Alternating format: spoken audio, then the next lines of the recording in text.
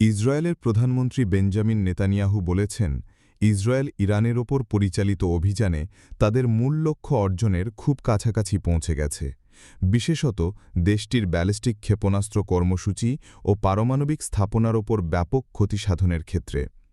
তিনি জোর দিয়ে বলেন, ইসরায়েল দীর্ঘস্থায়ী যুদ্ধে জড়াতে চায় না, তবে লক্ষ্যমাত্রা পূর্ণ না হওয়া পর্যন্ত অভিযান বন্ধও করবে না।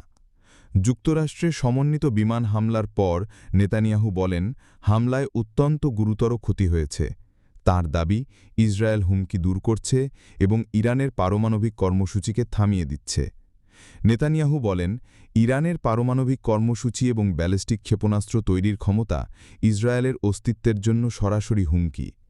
তিনি ব্যাখ্যা করেন, হিজবোল্লাহ প্রধান হাসান নাসরাল্লাহকে ২০২৪ সালে হত্যার পর ইরান পারমাণবিক অস্ত্র তৈরির পথে দ্রুত এগিয়ে যাচ্ছিল এবং তখনই অভিযান চালানো জরুরি হয়ে পড়ে।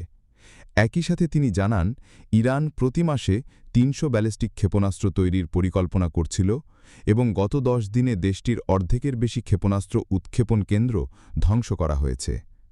ইরানের ৬০% সমৃদ্ধ ইউরেনিয়াম মজুদের প্রসঙ্গে নেতানিয়াহু বলেন, ইসরায়েলের কাছে মজার তথ্য রয়েছে, তবে তিনি বিস্তারিত কিছু জানাননি।